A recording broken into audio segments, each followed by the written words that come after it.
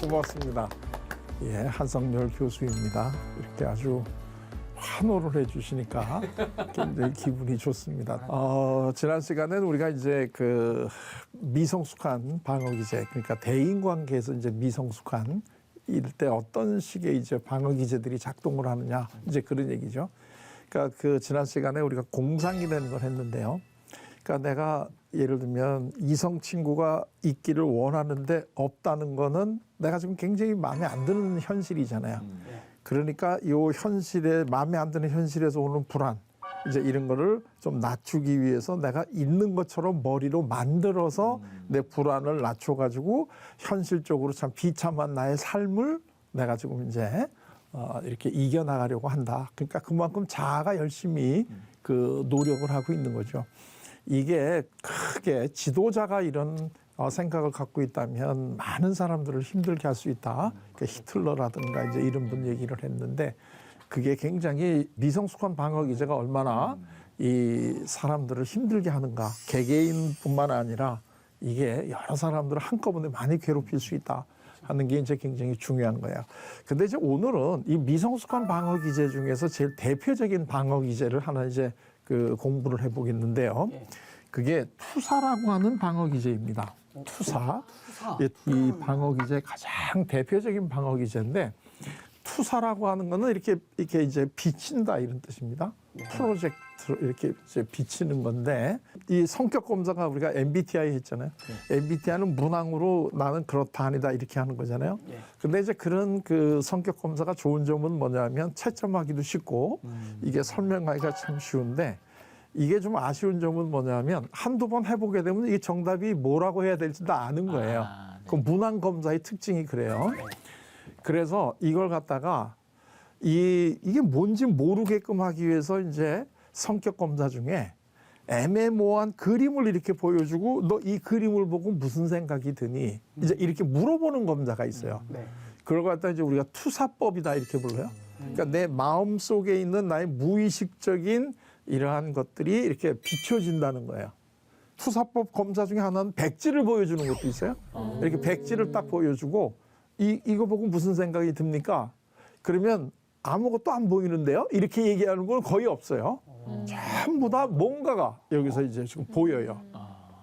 이런 것이 이제 투사법인데 이거는 좋은 점은 각각의 사람들이 가지고 있는 마음속에 깊은 어떠한 느낌이나 감정을 이걸 이제 끄집어낼 수 있는 게 좋은데 이게 이제 안타까운 점은 채점하기가 참 어려워요. 전문가가 아니면 이거는 이제 그걸 보고 이 사람의 무의식적인 특징이 뭔가 하는 걸 알아내기가 어려운데 그게 이제 그런 걸 투사라 그래요. 그러니까 이 투사라고 하는 거는 내가 가지고 있는 감정을 내가 가지고 있는 게 아니라 너가 가지고 있다라고 느끼는 게 투사예요.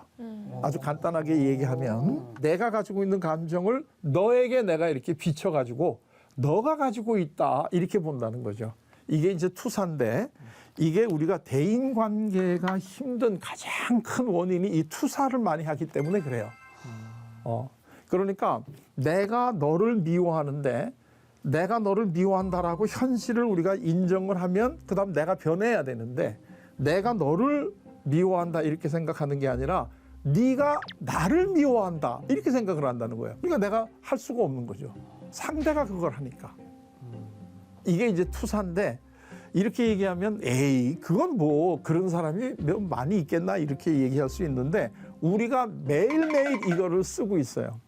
알게 모르게. 그렇죠. 이건 무의식이니까 나는 내가 그런 걸 쓴다는 걸 모르는 거죠. 그러면 왜 이 감정을 나의 감정이라고 느끼면 되는데 왜 이거를 상대가 가지고 있다라고 느끼게 되느냐 하게 되면 내가 가지고 있는 감정을 저 사람이 가지고 있다라고 하면서 그 감정을 가지고 있는 거에 대한 처벌을 내가 면하는 거예요. 이 대인관계가 우리가 사실 어려운 가장 기본적인 거는 두 가지예요. 하나는 내가 같이 있고 싶은 사람하고 같이 있을 수 없다는 현실. 또 하나는 내가 같이 있으면 안 되는 사람과 있을 수밖에 없다는 현실이에요. 대인관계 어려운 건 그거예요. 되게 이제 그 여고생들이 총각 선생님을 이제 굉장히 뭐 좋아한다. 이제 이런 거 옛날에는 많이 나왔잖아. 이런 게 남자 총각 선생님. 자, 그런데 이 두 관계는 이거는 서로 드러내면 안 되는 관계가 되는 거예요. 근데 이 여고생은 지금 이 선생님을 내가 좋아해. 근데 나 저 선생님을 굉장히 좋아해. 그러면 옆에 있다가 야, 너는 학생인데 학생이 어떻게 선생님을 좋아할 수가 있니? 그러면서 너는 마치 좀 불량 학생인 것 같은 이제 이런 내가 느낌을 가지게 되니까 이거를 이렇게 얘기를 하는 게 아니고 선생님. 이 선생님이 나를 좋아한다라고 이걸 이렇게 생각.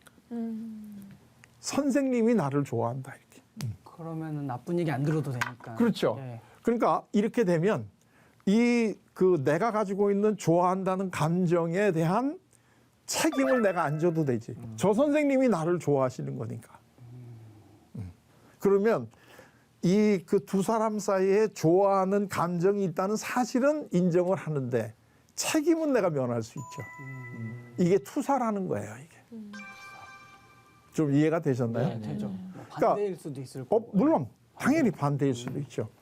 그런데 이분이 진짜 나를 좋아해가지고 내가 좋아한다고 느끼는 건 방어 기제가 아니에요. 그건 현실이니까. 현실이. 근데 이제 문제는 자기가 좋아하는데 이분이 나를 좋아한다고 생각하는 게 이게 방어 기제라는 거지. 그럼 저런 상황에서 자기는 좋아한다라고는 좀 잘 그렇게 안 느끼죠. 안 느끼고. 저분이 나를 자꾸 좋아한다. 이제 이렇게 생각을 하면서 두 사람 사이의 관계는 좋죠. 왜냐하면 둘 중에 하나가 좋으니까 자꾸 이제 같이 있고 싶고 이러는데 야, 너 선생님하고 왜 방과 후에 자꾸 같이 있으려고 그러니? 너 그 선생님 좋아하니? 이렇게 얘기할 때 나 선생님 좋아해. 이렇게 얘기하면 사실은 이거는 아주 정상적인 거죠. 근데 그렇게 얘기하게 되면 비난을 받을 것 같으니까 이 선생님이 나를 좋아하셔. 선생님이 자꾸 나보고 방과 후에 남으라고 그래. 뭐 이제 이런 식으로. 그래가지고 내가 선생님하고 방과 후에 같이 있는 이것이 내가 원하는 게 아니고 이분이 원하는 거다. 이제 이런 식으로 생각을 한다는 거예요. 이 청소년 때 이제 이게 대표적으로 많이 나타나는 게 뭐냐면 이 청소년 때는 부모로부터 독립을 해야 되잖아요. 그렇죠? 그래야지 내가 이제 그 독립된 성인으로서의 나의 삶을 살아가야 되는데 독립을 해야 된다는 거는 내가 지금까지 의존하고 있던 대상으로부터 떨어져 나가야 되는데 내가 의존하고 있던 대상이 누구예요? 제일 의존하고 있는 게 부모잖아요. 그러니까 내가 지금까지 잘 의존하고 좋아하던 부모로부터 내가 독립을 하려고 하면 떨어져 나가야 되는데 그 이유가 있어야 될 거 아니에요. 네. 근데 그 이유가 되게 이 청소년 애들이 뭐라고 그러는 줄 아세요? 부모가 나를 미워한다. 그렇죠. 부모가 나를 미워하는 거예요. 그래서 이 청소년 애들이 많이 하는 얘기 중에 하나가 왜 아빠는 나만 미워해? 이제 이런 얘기를 참 많이 하죠. 맞아. 엄마는 왜 날 자꾸 미워해? 그러니까 아빠나 엄마는 얘를 미워한 적이 없어요. 그러니까 엄마가 나를 미워하니까 할 수 없이 내가 떠나. 이제 이런 식의 스토리를 자기가 이제 만들어내는 거죠. 그러면서 내가 집 나가는 거에 대한 정당화가 이루어지는 거죠. 근데 그 청소년 때 집 나간다는 얘기를 많이 하는 건 지극히 정상적인 거예요. 왜냐하면 집을 나가야지 독립이 되니까. 그런데 지금까지 나를 잘 돌보아 주셨던 이 부모를 내가 떠난다는 게 명분이 있어야지 떠날 거 아니에요. 명분이. 그럴 때 떠나는 게 뭐냐면 나를 미워하기 때문에 내가 떠난다. 그래가지고 이때 되게 뭐 엄마는 왜 나를 미워해? 뭐 이제 이런 식의 이야기들을 참 많이 하게 되죠. 그러면서 자기가 떠나는 거에 대한 명분을 이거를 이제 쌓는다 하는 게 이게 굉장히 이제 중요하단 말이에요. 투사가 남 탓이네 어떻게 보면은 조금. 그렇죠. 내가 가지고 있는 감정에 대한 책임을 내가 안 지고 상대가 그거를 가지고 있다라고 생각을 하는 게 이게 투사죠. 그러니까 이제 예를 들면 그 어린아이들이 이제 그 보는 동화책에 보게 되면 크게 그 동화책이 주제가 두 가지가 있어요. 하나는 산이나 이런 데를 막 이렇게 이제 그 방황하면서 헤매는 주제가 있고 또 하나는 배 타고 가서 내가 원하는 보물을 얻는 이제 이런 두 가지 큰 주제가 있는데 이 뭘 막 산에 가서 헤매고 막 이러는 거는 다 내가 성장하기 위해서 내 마음이 지금 성장하기 위한 갈등이라든가 고민들을 상징하는 게 이 산이나 이런 데서 막 방황하는 거예요. 근데 대개 여기를 보게 되면 특징이 뭐냐면 왜 집을 떠나서 방황을 하게 되느냐면 어머니가 계모야. 예. 예를 들면 이제 뭐 이 헨젤과 그레텔 같은 외국 거를 보더라도 얘네들이 왜 집을 떠나느냐 하면 새로 들어온 계모가 아버지하고 얘기를 하는데 뭐라고 얘기하느냐 하면 우리 양식이 적으니까 쟤네들 잡아먹읍시다. 이제 이런 식의 이야기라는 걸 엿듣는 거예요. 그러니까 이때 내가 여기 계속 있다가는 엄마한테 잡아먹힐 것 같으니까 우리 나가자. 근데 얘네들이 처음에는 집을 떠나는 게 두려우니까 저녁 때 다시 돌아오기 위해서 빵 조각을 이렇게 예. 이제 하는데 그리고 이제 저녁 때 그거 보고 다시 집에 오는데 그걸 새가 와서 쪼아 먹어요. 네. 이 대개 그 동화에 나오는 작은 새는 우리들한테 도움을 주는 새들이에요. 그래서 예를 들면 우리가 까치가 울면 뭐 손님이 온다든가 평화의 상징 비둘기를 날린다든가 이러잖아요. 예. 근데 거기서 그 작은 새가 와서 이걸 이제 쪼아 먹는단 말이죠. 얘네들이 집을 못 가잖아요. 예. 그 얘기는 뭐냐면 너는 성숙해지기 위해서는 집을 가면 안 돼 하는 걸 좀 도와주는 거예요. 그래서 얘네들이 쪼아 먹으니까 할 수 없이 얘네들이 이제 그 산에서 방황을 하잖아요. 그 남매가. 그러다가 이제 크게 만나는 게 이제 그 마음씨 나쁜 할머니를 만나가지고 그 집에 갔다가 그 할머니가 나쁜 사람이기 때문에 이제 이 싸움을 하고 이긴 다음에 이제 다시 돌아오는데 그때 돌아오게 되면 집에는 계모가 아니라 엄마가 기다리고 있어요. 그래서 항상 나중에 결론은 엄마하고 아빠하고 다 행복하게 잘 살았다 이렇게 되는 거예요. 그러니까 이 대개 경우에 이 지금 현실에서도 청소년들이 부모를 떠날 때 진짜 부모 맞나 하는 이런 생각을 해요. 맞아요. 저 물어본 적 있어요. 그때 엄마한테. 그렇죠. 나 진짜 죽은 거 아니냐고 진지하게 물어본 적 있어요. 그리고 되게 또 어른들이 자꾸 너 다리 밑에서 주워왔다 막 자꾸 이제 이런 얘기를 재밌으니까 하니까. 놀리니까. 그렇죠. 그리고 다 우리가 다 다리 밑에서 주워온 건 맞아요. 근데 하여튼 이제 그 다리가 아니어서 그런 건데. 그래서 저도 어렸을 때 진짜 우리 엄마 찾아 간다고 내가 집 나갔던 적도 있고 그래요. 그때 또 굉장히 애들이 많이 봤던 그 만화 제목이 엄마 찾아 산말리야. 유명한 만화인데. 네. 그건 뭐 분위기가 딱 익어가지고. 그러니까 예수님도 이때 그랬잖아요. 예를 들면 예수님이 12살 때 이제 3일 만에 다시 부모를 만났잖아요. 그래가지고 그 어머니 마리아가 너 왜 여기 있냐? 너 때문에 아버지하고 내가 얼마나 염려했는 줄 아냐? 이랬더니 예수님이 뭐라고 대답을 했어요? 내가 내 아버지 집에 있는데 왜 걱정하셨습니까? 아니 여기 있는 아버지가 걱정했다는데 내가 지금 내 아버지 집에 있다니. 무서운 얘기죠 이거.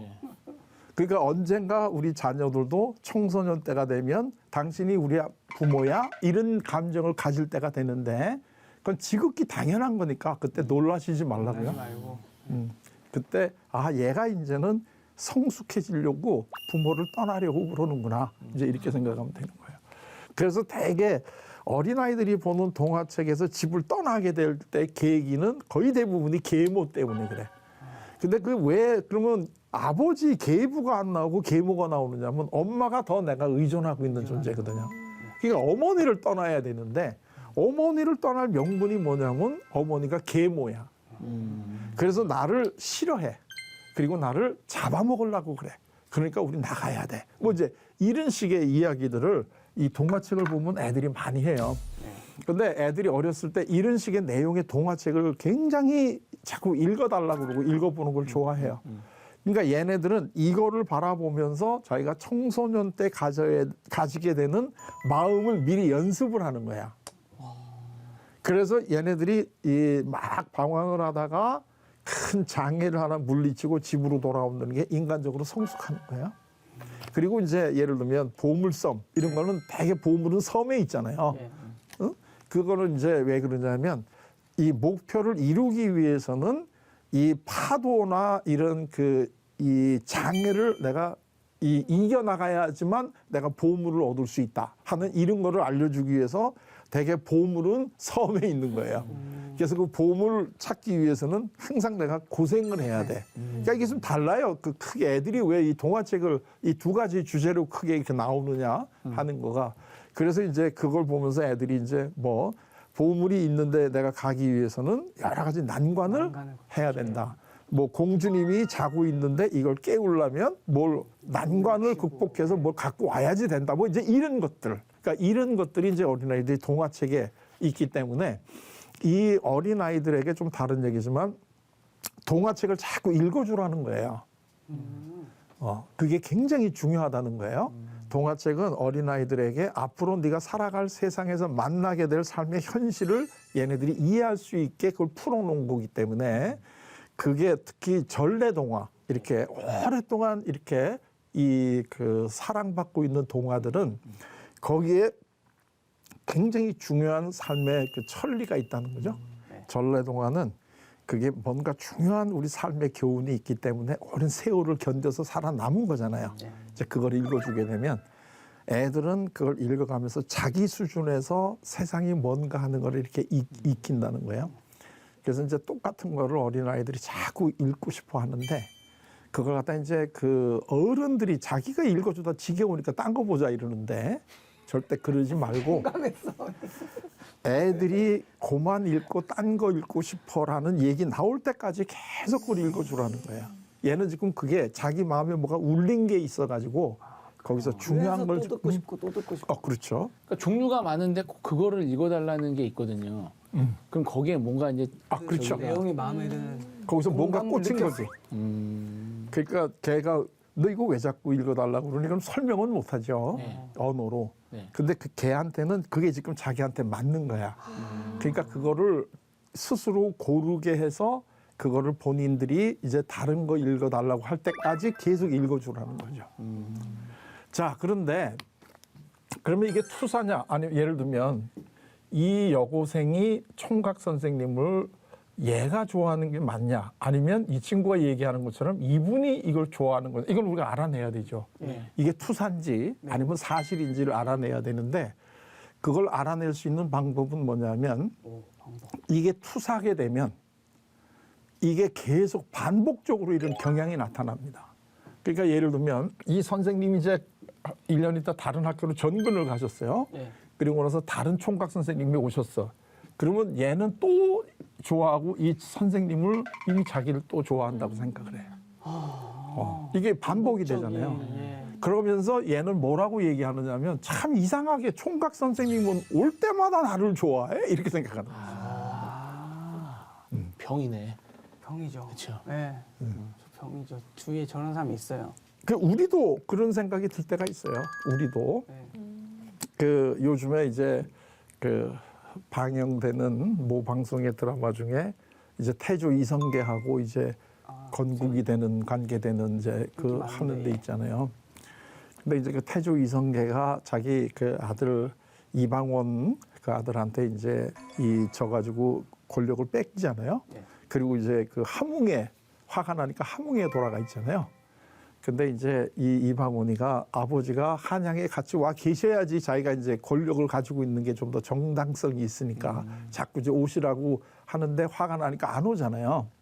그러니까 이제 사신을 보내는 족족 죽이잖아요. 그래서 사신이 한 번 갔다가 안 오는 걸 함흥차사라고 그러잖아요. 네. 그래서 우리가 이제 보통 때도 뭐 이 심부름 시켰는데 안 오면 함흥차사인가 뭐 이제 이렇게 얘기하는 게 거기서 나온 거란 말이에요.